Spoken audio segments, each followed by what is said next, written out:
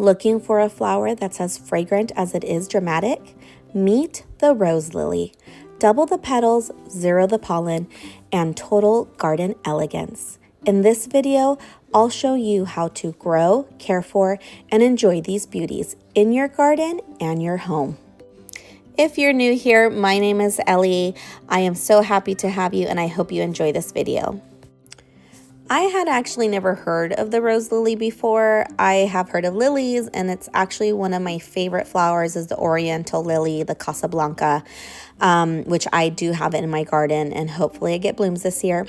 But my mother-in-law saw this on QVC, and she thought it would be a great Mother's Day gift for me. So she ordered them for me through QVC, but it's robertasuniquegardens.com if you want to look for them there. Or QVC might still have them. I'm not sure. But I just received them, and I was super excited to try out this rose lily. In the package that I received, there are 4 different colors of the rose lily. Each bag had the name of the specific lily that's in it. It is packaged very nicely. It had soil, and the bulbs were in very good condition. The roots were good, and you could see how they're already starting to sprout a little bit.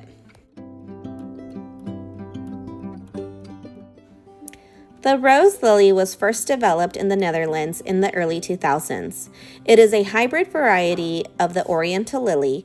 It is known for its layered petals. It doesn't have pollen, which is great for people who have allergies, and it has this soft rose-like appearance. This is a great flower for zones 4 through 9. This flower prefers full sun to part shade. You want to make sure that you have well-draining soil. It likes if it's a little bit more slightly acidic.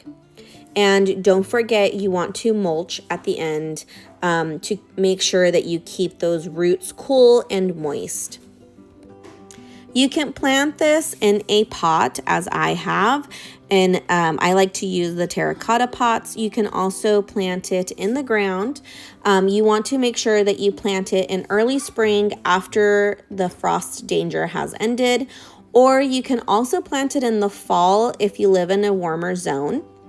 The bulbs should be planted about 6 inches deep and about 8 to 10 inches apart. I tend not to do the 8 to 10 inches apart. I like to kind of make them a little bit closer together, but to each their own. One thing you want to make sure is you water thoroughly. You want to keep the soil moist but not soggy.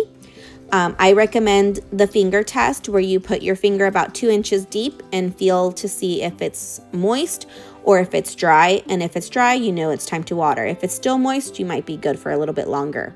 When planting in pots, you tend to have to water a little bit more frequently than if it was in the ground. You want to make sure you're watering regularly, about 1 inch of water a week. You also want to make sure you fertilize. The nice thing with this packet that I got, it did come with some fertilizer in there. You want to make sure that the fertilizer that you use is a well-balanced, slowly released fertilizer with a high potassium fluoride. And as these start to grow, you do want to stake them or cage them, or something that can help support them, because they do grow really long stems, and you do want to prevent from them bending or breaking. Last year, I planted some Casablancas in my yard, and I didn't get to see a lot of them bloom because I did not stake them, and also because I have littles that were yanking them before they bloomed.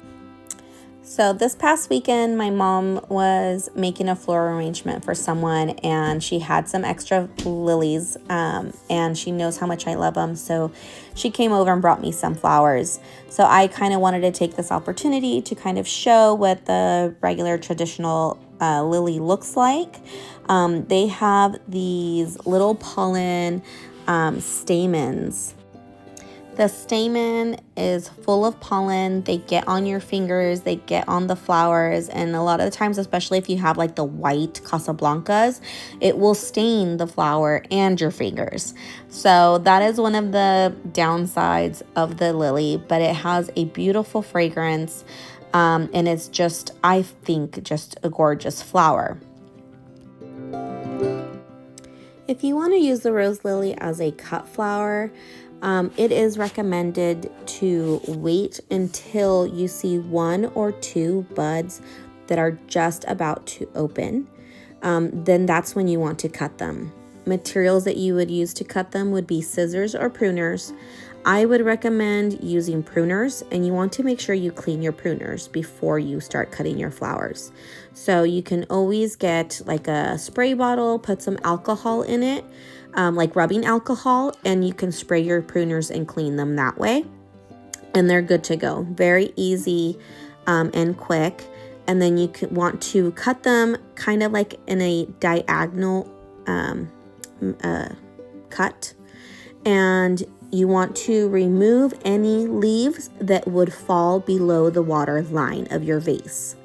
So this will help prevent from getting a lot of the, like gross mildewy smell and stuff from the leaves.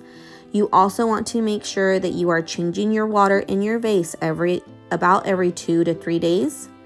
And if you cut them when there's only like 1 to 2 buds, they are expected to have a vase life of anywhere between 7 to 10 days if it's cared for properly.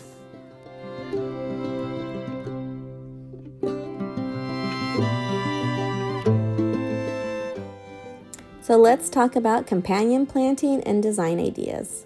This rose lily would pair great with a salvia, a echinacea, or even a hosta. I feel like it would give a nice little pop of color and fragrance. It works with a cottage garden design or a tropical design.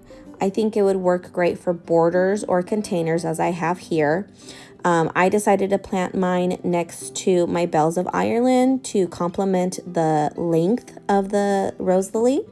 I also have some alyssum in here to kind of be my ground cover to give it more of dimension and different texture. And I do plan to plant some seeds, some other flowers in here. I just haven't decided what yet.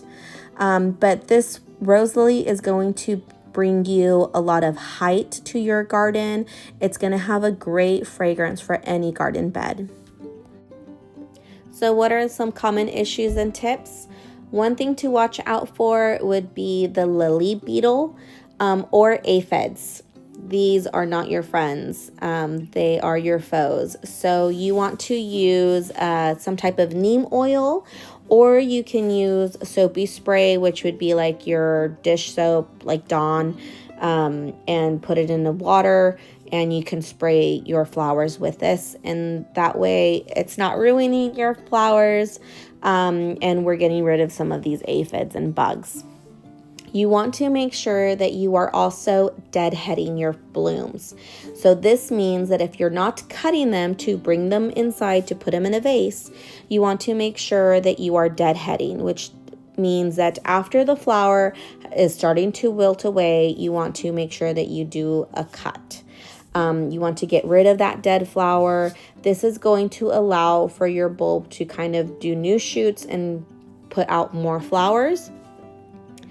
One thing you want to make sure also is after your flowers are done flowering, so once the season's pretty much is over, you want to make sure that you do not immediately cut the stems off, but you want to leave it. You want to let it just die back all the way down. It's not going to look pretty. I'm sorry. I'm telling you that up front. But what this does is it's going to send the energy from the leaves, from your stem, back to the bulb. This is feeding your bulb. This is going to allow for your bulb to harness energy enough for your next season. Okay, so you want to make sure that you wait until it's completely dead, yellow, ugly, and then you can cut it off. Rose lilies are more than just pretty petals. They're a pollinator-friendly, allergy-friendly, long-lasting addition to any garden. If you plant them this season, you'll be thanking yourself all summer long. Don't forget to like, share, and subscribe for more tips from the Latina garden.